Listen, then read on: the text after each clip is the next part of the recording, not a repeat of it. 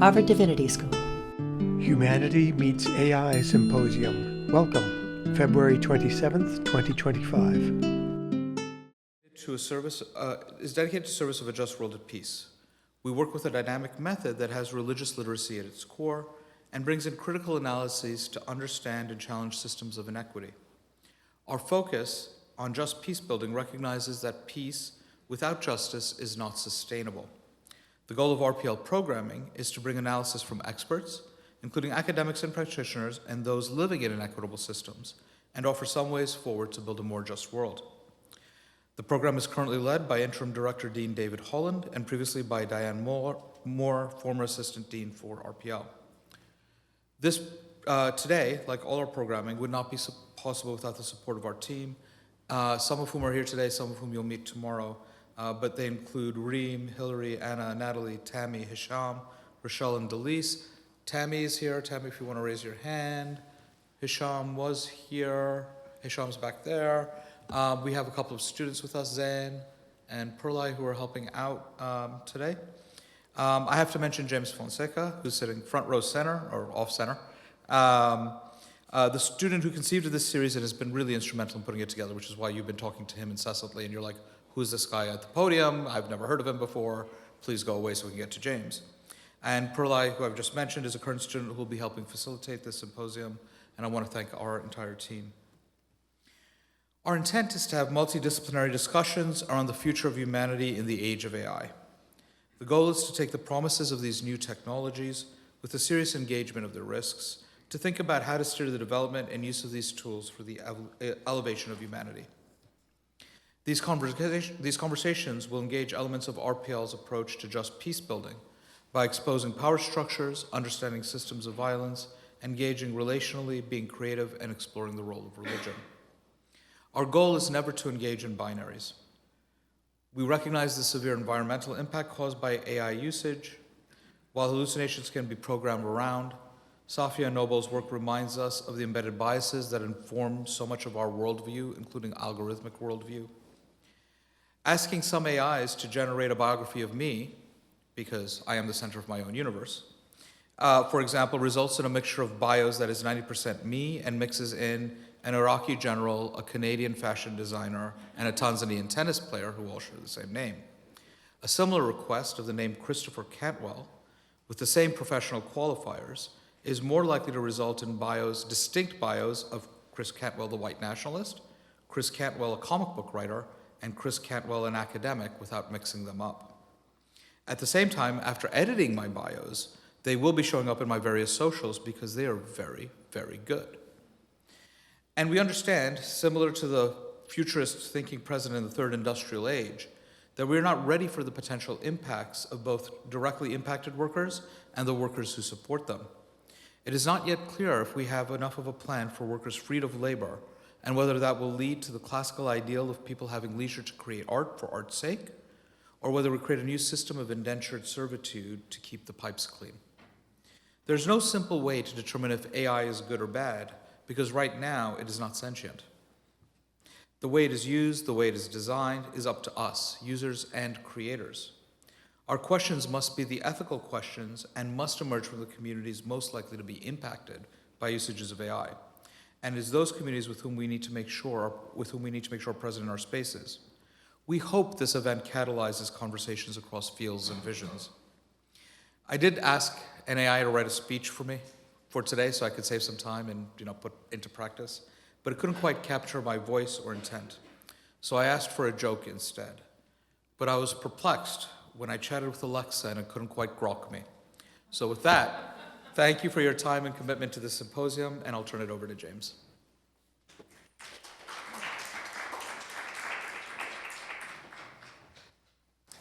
Thank you, Hussein. And thank you all for coming out here on this very rainy morning. I am famously someone who is essentially allergic to water, so I'm not sure if I would have made it out quite this early today if I were not opening us. So it is a rare privilege to convene a conversation like this at a place like this, to be here together at a moment when the world is shifting beneath our feet. AI is no longer a distant speculation or a fringe curiosity. It is here. It is shaping industries, relationships, institutions, and perhaps most importantly, our sense of meaning and purpose. And yet, despite all of its power, AI has yet to answer the most fundamental question: what does it mean to be human? For centuries, we have framed the human story in terms of creation: divine, biological, technological. And now, we are co-creators of a force we do not yet fully understand. If the human hand and the divine hand in Michelangelo's fresco once symbolized the connection between God and humanity, what does it mean when one of those hands is no longer flesh and blood, but algorithm and code? Every transformative technology has forced us to reconsider the foundations of our world. The printing press didn't just mass-produce books. It rewired our access to knowledge and changed who had the power to shape it. The Industrial Revolution didn't just automate labor. It redefined what it meant to work and contribute to society. And now, artificial intelligence is not just changing how we interact with technology, it is calling into question our very role in the grand story of intelligence itself. With each of these transformations, a question has emerged. If machines can do what humans once did, what then is the unique essence of being human? And today, that question is more urgent than ever. There is a paradox at the heart of AI's economic implications. For centuries, humanity has longed for relief from toil. We have built machines to lift burdens, shorten work hours, increase efficiency, and yet, when faced with the prospect of AI eliminating the need for human labor, we panic. It is a bit ironic. Generations of people have complained about work, and now we find ourselves afraid of losing it. The most radical AI optimists, many in Silicon Valley, where I was for many years, argue that we are heading towards a post-scarcity society, one in which automation eliminates the need for human labor, and we are freed to pursue more meaningful endeavors. But in Cambridge, this is far from a consensus. At both Harvard and MIT, Nobel Prize-winning economists tell us AI is no big deal. Now, I come from a family of economists, some of them trained here, and I can assure you that they are occasionally wrong. Though you'd be very hard-pressed to get any of them to ever admit that. Now back to AI and advanced technology more general. I'm saying AI, but I really mean AI. AI is very buzzy, but AI and technology in general, anything that can automate us, anything that can help us create material. The argument we usually hear is that labor markets have always adapted, that technology creates new kinds of work, and that fears of mass employment have always been overblown. We are not the first generation to fear being replaced by machines. History suggests that economic value merely shifts. And yet, what if this time is different? Even beyond economic viability, there is something deeper at stake. We live in a world that places a moral value on labor. The Protestant work ethic ingrained in Western culture teaches us that work is not just about survival, it is about virtue, about discipline, about identity. And even beyond Protestantism, we see this across cultures. To contribute, to create, to labor is to have meaning. This is a fundamental aspect of the neoliberal order. This is why AI-driven automation is not just an economic issue, but a spiritual one. That is why we need to discuss it here. If we find ourselves in a world where human labor holds no economic value, do we still know how to value human life? This is where economic thought intersects with deeper moral frameworks.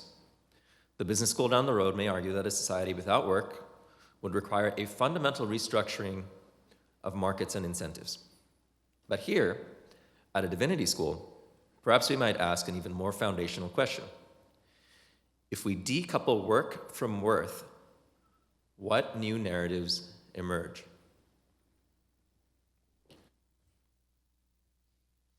As argued provocatively, if not convincingly, in Aaron Bastani's 2019 manifesto, Fully Automated Luxury Communism, some see this as an opportunity to redefine human flourishing, to imagine a world where labor is obsolete and leisure, creativity, and communal care become the center of life. Others, looking to traditions like Buddhist economics, suggest that we should not be asking how to replace work, but how to rethink what work should have been all along. Less about capital, more about contribution. Less about competition, more about balance. Will AI serve us, or will we find ourselves increasingly bending our humanity to fit the logic of machines? Are we building a tool, or are we witnessing the rise of something that will redefine the very nature of agency, thought, and decision-making? These are not abstract questions. They are questions that will determine policy, ethics, and the trajectory of our shared future. There are many places to hold an AI conference. Why here? Why now? Why not Silicon Valley? Why not down the street at MIT? Why not across our campus at the School of Engineering and Applied Sciences? Why not at a research lab? The answer is simple. If AI is only discussed by technologists, we will mistake it for a technical problem. But AI is not merely about algorithms. It is about power, ethics, agency, and ultimately, meaning. This is why we are having this conversation at a divinity school, because we cannot talk about the future of intelligence without also talking about the future of wisdom. We cannot talk about machines making decisions without asking what it means to choose well. We cannot build AI for humanity without first understanding what it means to be human. For me, organizing this symposium has been an exercise in humility. The deeper I have gone into these conversations, the more I have realized how little we truly know. We are standing at the edge of something vast, something we cannot yet fully see. But that does not mean we should look away.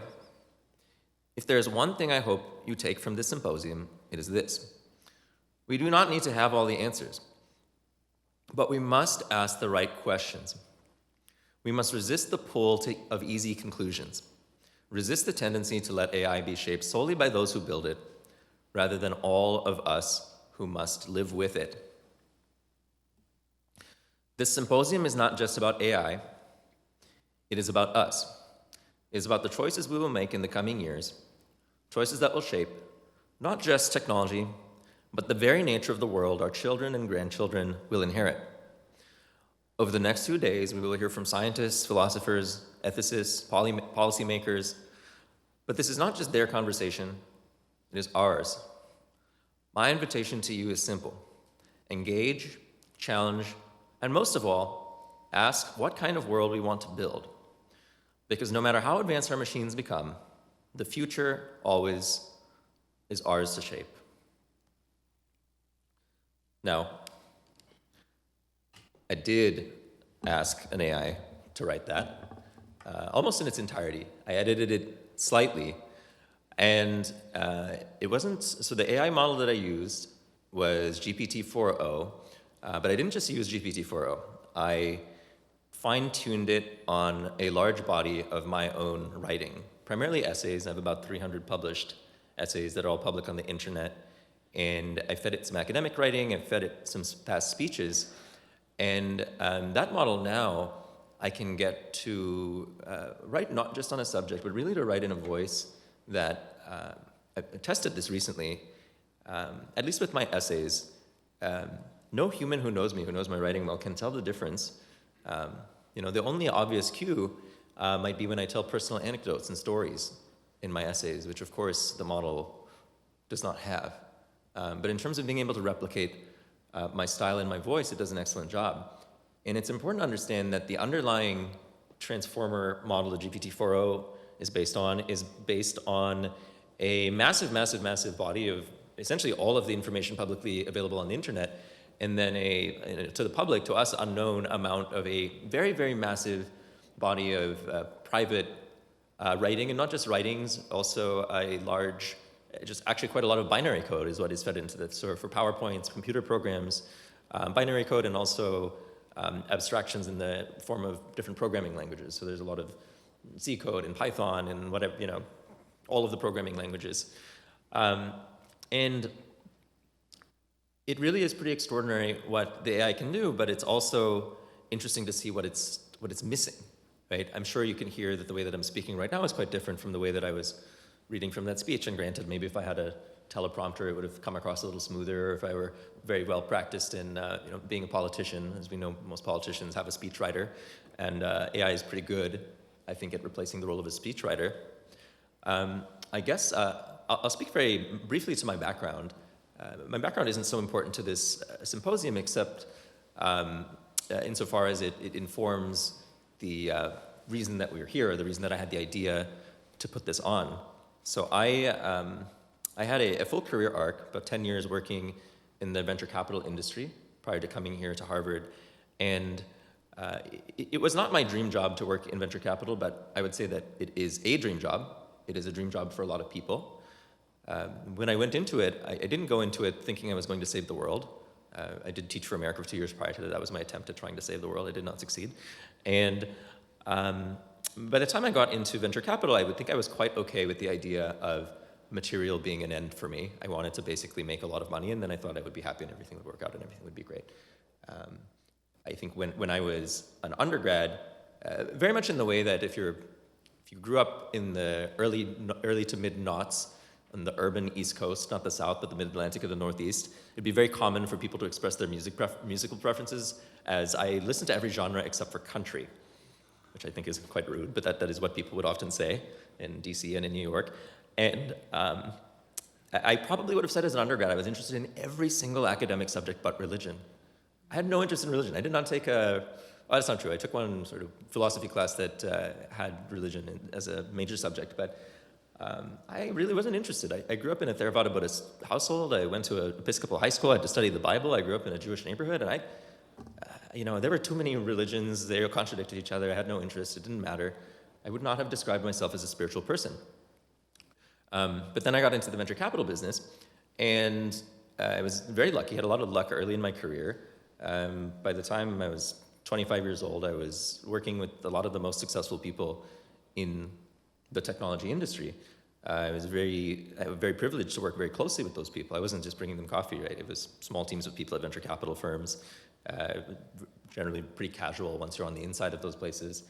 And it was interesting. I thought that what I would be seeing there was, because I was with them, literally, first of all, in technology, success in technology is very easy to measure. Money. Whoever has the most money is the best. It really comes down to that. And the people I were around, I would say, I worked at a small firm, and I worked out of the office of another firm. J.D. Vance used to work in the same office as me. And the average income of the partners I was working with, who were probably 15 years older than me, was $100 million a year. Right? Just think about that for a sec. And it was just my simple powers of observation that led me to realize something was off. Because these people were miserable. They were really miserable. And if they weren't miserable, they weren't happy. They were obsessed with more. It was always more. It was like, how do I get richer? How do I get another private jet? My neighbor's house is nicer than mine. One of the days when I realized this was when some of the partners at this firm were just talking about, one partner was like, yeah, I never thought I'd be the guy who bought my neighbor's house just to tear it down because it was nicer than mine. But then I did last week when they moved. I just couldn't have had a neighbor. They bought a $20 million house and they tore it down because they didn't like that the house next door was nicer. That was the reality that I was seeing. And it was just really obvious, really, really obvious that this was not, it was not how I wanted to be. That's for sure. If I were more comfortable making generalizations, I would maybe say that it doesn't seem like how anyone ought to be. So then I was torn because I was in this world. It was a world that a lot of people wanted to be in. And the way that I started to put this and phrase this was, what I said to people was, I think the biggest problems in the world are spiritual and not material. One of the potential implications of really advanced technology and AI is that we might be able to create essentially infinite material abundance, right? Like in practice. I think we're used to material being scarce, but we could conceivably have a world where, and I think people would rightfully argue this point based on resources and whatnot, but I would I would argue that there are scalable, resource-efficient, highly energy-efficient ways to produce all of the things people would ever want. But I would argue further that, and most people have never seen material abundance. It's like infinite. Like people can have anything. But I have, up close. Not just for a moment, I mean for weeks. I got to know these people really well. And it just doesn't, it's a road to nowhere. That became very obvious to me. So it's not that I wanted to become spiritual, I just sort of had to, because it was plainly obvious that materialism was not a good end. And that journey, that's been a journey. That part of that journey is here, of course, for me. But I've, in the last few weeks, the last few months, I've befriended a philosopher at Columbia, Dhananjay Jagannathan. I was originally hoping he would be here to speak, but by the time we had set the dates, he had another conflict. But in one of my first phone calls with him, when we were speaking, he reflected back to me my observation that the biggest problems in the world were spiritual and not material. It's something that he's a much better wordsmith than I am. He writes these essays that are incredible. Him and his wife kind of alternate, Tara Burton. She's also a brilliant scholar. And what he said to me is, he sort of paused for a moment and said, in a very Columbia philosopher kind of way, we live in a world of material prosperity and spiritual poverty. And I was like, whoa, I'm going to use that, Professor Jagannathan. Thank you. So, yeah, I'm excited to have you all here. I think we have some really, really interesting speakers and panelists. Again, we have quite a few academics, quite a few professors, but we also have people from industry, from venture capital, from former and current business executives, people from media, politicians. And again, it's an honor to have all of you here. I want to give special thanks also to Professor Brozovic, flew here from Sweden yesterday to come speak to us. He'll be giving a talk tomorrow. Professor Susan Schneider will be flying in from Florida tomorrow as well. And then we have people who will be coming from all over Harvard as well, and from Cambridge, from MIT as well. So thank you all for being here. Sponsor, Religion and Public Life at Harvard Divinity School. Copyright 2025, President and Fellows of Harvard College.